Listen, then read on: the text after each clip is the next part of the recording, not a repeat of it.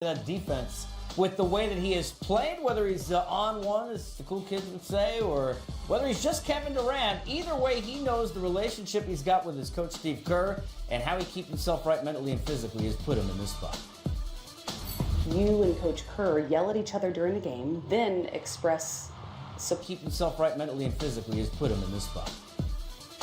You and Coach Kerr yell at each other during a game, then express support and respect after the game. How would you describe your relationship with him? Oh, well, it's basketball. I mean, I think everybody puts all of their emotions into the game, to the preparation, and just to the craft.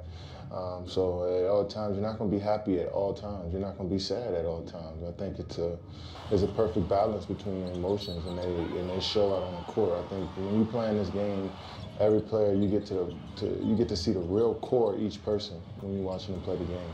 And that's if you're paying attention. So, so at certain moments, pressure-packed moments, heat-packed moments, there's going to be some words that the presentation may be a little different, but the message is the same.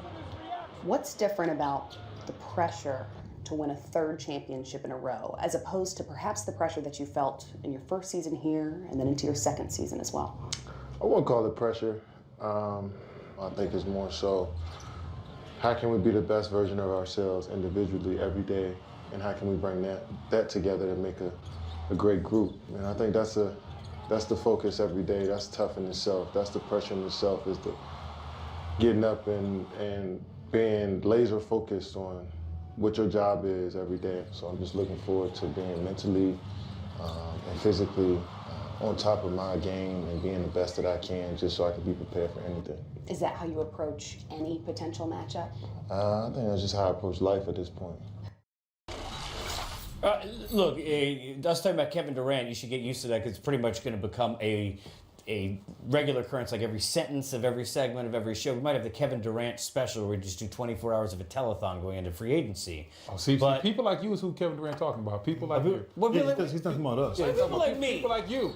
Talking about his free agency all the time. I'm sorry, that's what you do when somebody is a dude, and we know he is. So Grant, as somebody who knows what it's like to have, I would have gone to B-Wood for this, but Grant, as somebody who knows what it's like to have the pressure of being one of the best players in the league and the face of a franchise, do you feel an onus of making that decision, even minute by minute on the court? When do I dominate and kind of impose my will, and when do I make others better around me? Because that seems to be kind of what we're asking here about Kevin Durant. Well, I mean, I'll say this. When I was in that role, I had a different sort of responsibility. I was a facilitator, kind of a point forward out there. So there's always that fine line between getting yours, but also getting everyone else involved. But Kevin Durant is a scorer, and one of the best scorers that this NBA has ever seen. So when he goes in those first two games and takes few shots, I think he averaged 15 shots, took 15 shots in the two games combined. And then he comes out and doubles that in games 3 and 4. Like, that's what we need from him. And so it's a little bit surprising, and I think that's where all the mystery and the questions and sort of what's going on here. Beverly was, in his face and being very active and animated defensively, and Durant got tossed there in game 1. But his lack of engagement, that was a thing that was a little bit troubling, just because he's so good and so talented as a player. He, seemed to get the message. Game 3 came out, sent a message, a statement, got back to form. I think overall it kind of woke the team up a little bit, and they looked super engaged in those last two games. But player with that talent, that kind of ability, like, all you should be thinking about is looking to score. And the problem should be if you're off and you're not hitting your shot, okay, then what can I do to add value, defensively, facilitating, whatever the case may be. But for him to take, few shots in a big game, and particularly a game they lost, that's just not acceptable, and I think that's where all this has come from. I think at the end of the day, it's just about understanding the game-to-game game plan, understanding the situation.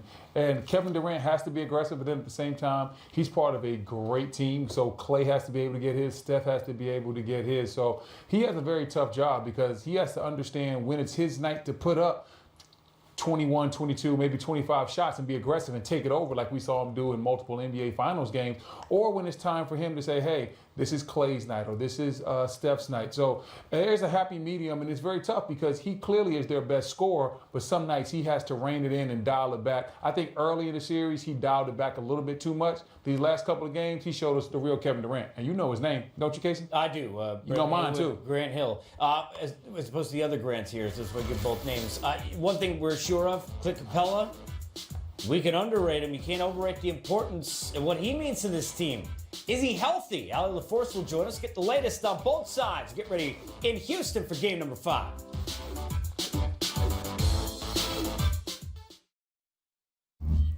When? We're not sure. Could it be that we know they're locked in against each other tonight? Let's find out the latest on both sides. As Ali LaForce kind enough to join us, she'll be on the broadcast for TNT. And just a matter of minutes. So, Ali, let me start here. We saw for the Jazz, obviously, a lot of fight, a lot of heart. They always have seemed to really enjoy playing with each other. How much was the discussion about that team element kind of leading to, even more so than statistics, them finding a way to get back to Houston? Man, that was a rough start to the series, and they'll be the more so than statistics, them finding a way to get back to Houston. Man, that was a rough start to the series, and they'll be the first to admit we got punched in the face here in Houston, and it's going to be a challenge for them.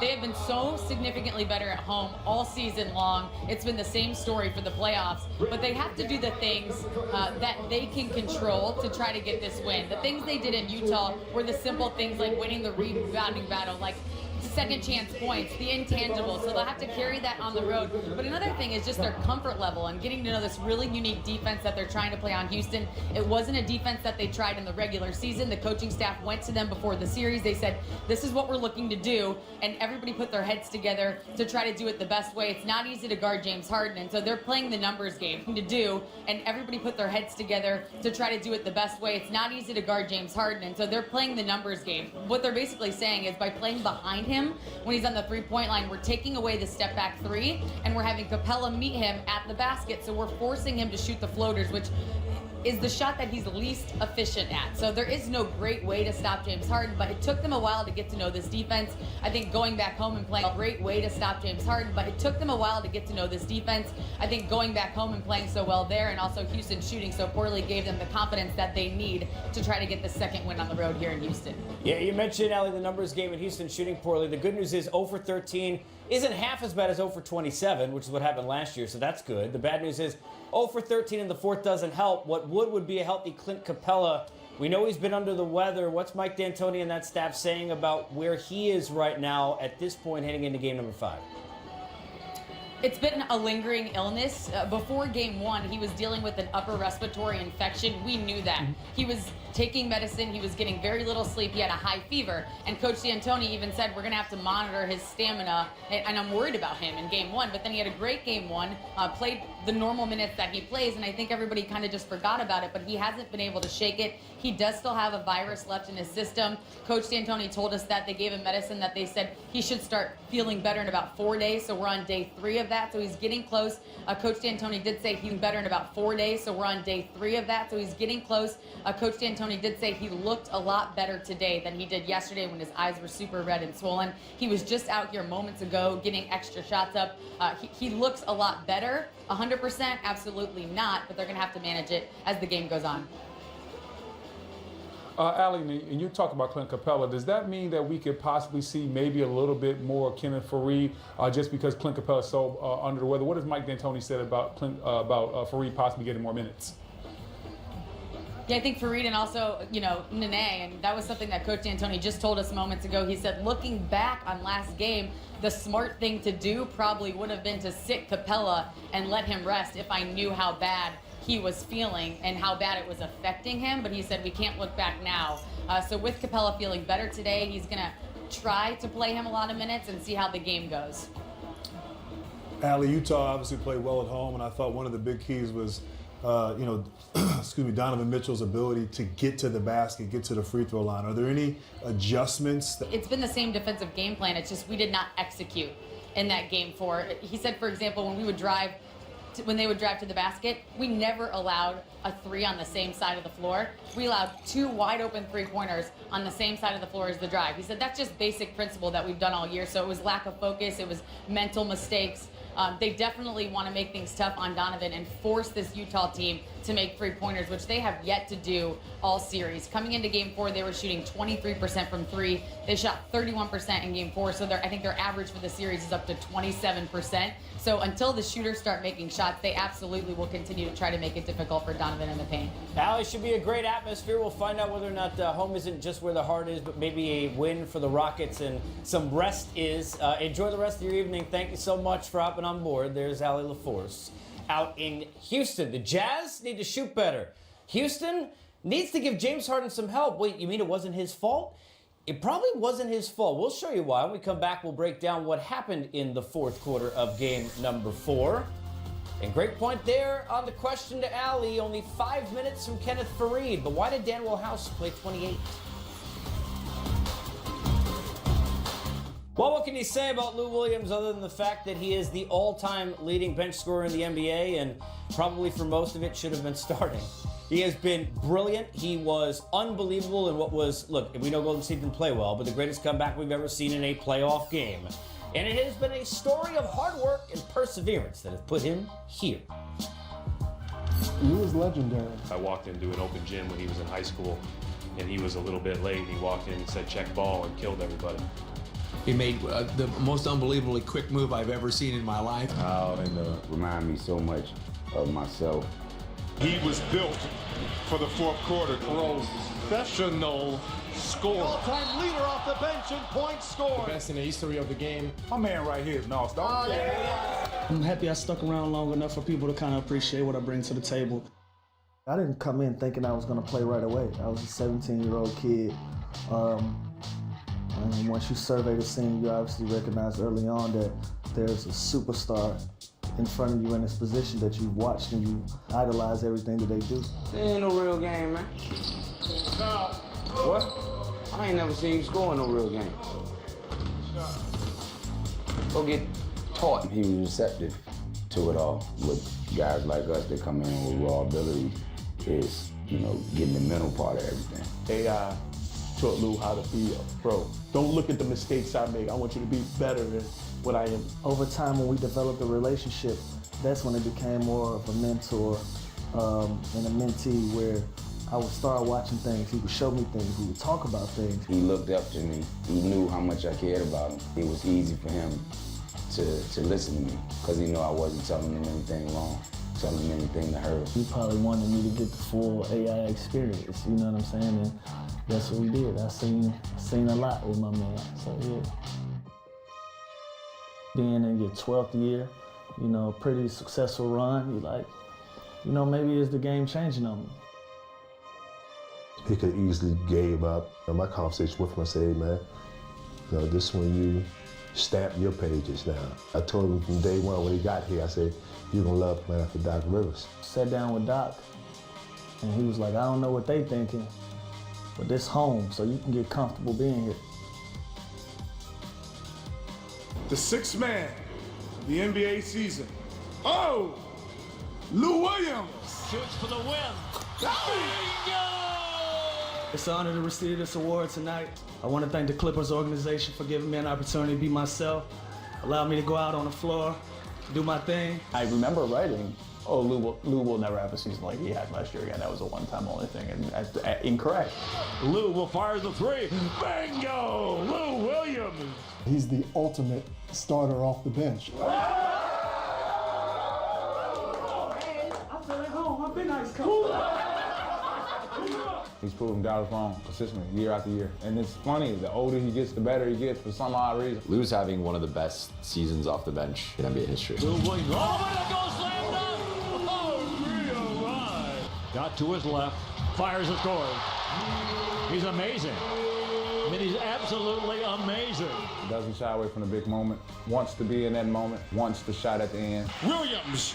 Good! What a shot! Lay it up. That should be enough to make him the highest scoring bench player in the history of the NBA. The 14th years, I'm not shying away from the attention.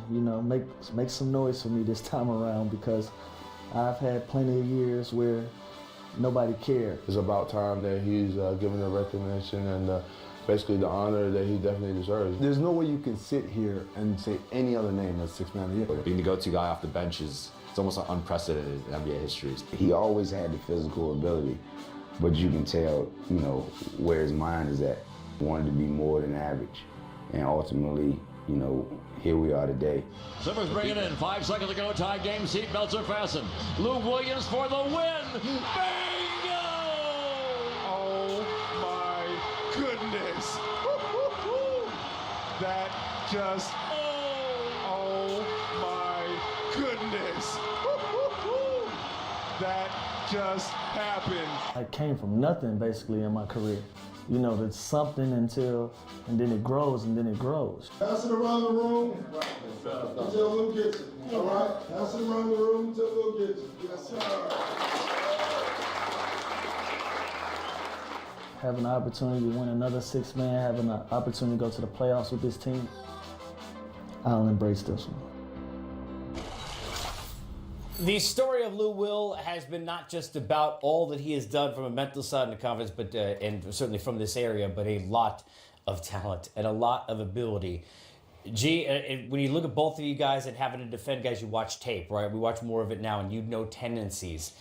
It has been clear which side he's trying to get to, but how many teams have we seen this year and over the years? He'll just sneak you this way for a little bit, and you know, and you still can't stop it. What are you guys seeing as we look at the video that the Warriors are doing, maybe better than some teams have done, trying to kind of lock them down on one side? Well, every player has tendencies. I mean, the great ones are able to, go out there against the scouting report. But right here, Golden State, one of the top defensive teams, forced him to his right. Obviously, a great contest there, late contest by Klay Thompson. Lou Williams loves to go left, shoots well going left.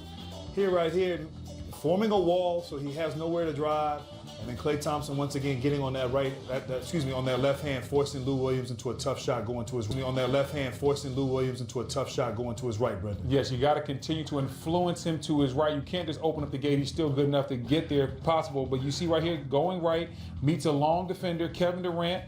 Make sure he meets him at the basket, doesn't foul that, and that's very important as well. So when you're playing against Lou Williams, he's a very different player. He's a right-handed player that you want to force right. That's normally not the norm, but you want to force him right because he likes to go to the left to get his jump shot, his step back, and everything else off, and he feels very comfortable driving left. And then at the same time, you have to be wary of fouling him because he's excellent at going to the free throw line. He has all the tricks to find a way to sneak to the free throw line. So you see that Golden State has done a very good job, especially lately in this series, of influencing Lou to his right hand and then not fouling him. That's what they did last game. They did a very good job of that. And if they do that again tonight, it's going to be a very tough game. So what the Warriors said, and for those who didn't, when we're sitting here doing the presser the other night after they won, first thing Klay Thompson said on the floor and they said during the press conference was, we are going to apologize to our fans. We are going to apologize to our fans and basically with our performance for what we did to them in front of them the last time we were on this floor. You know they're coming out on one. They'll probably win this game either way. And that's just being fair because of the amount of talent. Doc's did a great job. But one thing that we all noticed, we've done some Clipper games, guys, is that first unit would keep them in, and then the second unit would push them over. That first unit hasn't kept them in because Gallinari, who's been the focus of it, most of the time to free up those guys for three, has had probably the worst week of his season. How much is that what Golden State has done? How much does that hurt them? Because, I mean, he's missing a ton of these shots that he hit all year. He's missing shots, and obviously some of them have been open. But I think the frustration overall, really the entire series, this is like Gallinari. Golden State, they have so much length. They have guys that can defend, that are long, that can contest his shot. He can't really use his size to get to his spots on the floor and shoot over you. And he can't use his quickness like he would against a bigger guy to get by you. So it's been frustration for him. And then when he gets an open look, because he's not rushing. He's rushing, and so he has not been good. And really, I think it's more so what Golden State has done. Just not a good matchup for him for the most part. And look, if they're going to have any chance tonight, he's going to have to show some life, be aggressive, make some shots, play with confidence, and give that second unit, as you talked about, Casey, something to work with when they come in the game. Yeah, I mean, it's almost like a relay race, right? I mean, he's passing it already by 28% from the floor. Look, whatever you think, Gallinari, this dude could shoot, and he's missing all these open shots. And it's basically what Grant Hill just said. It was the fact that when you look at the fact Gallinari is used to having a mismatch, and he says, oh, you put somebody small on me, I post him up. Then at the same time, you put a bigger player on me, I take him outside.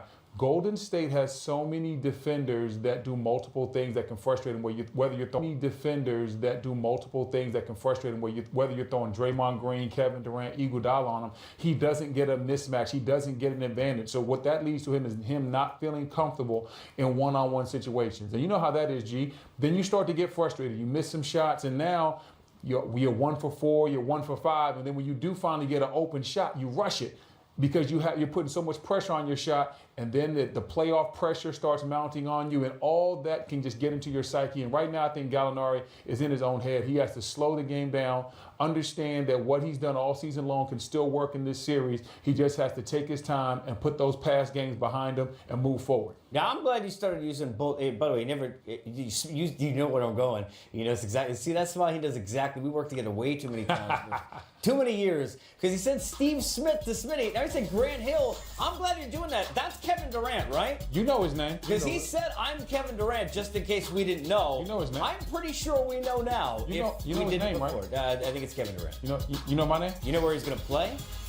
Pretty sure we know now. You know his name, right? I think it's Kevin Durant. You know my name? You know where he's going to play? Leading shot blocker, Tar Heel history.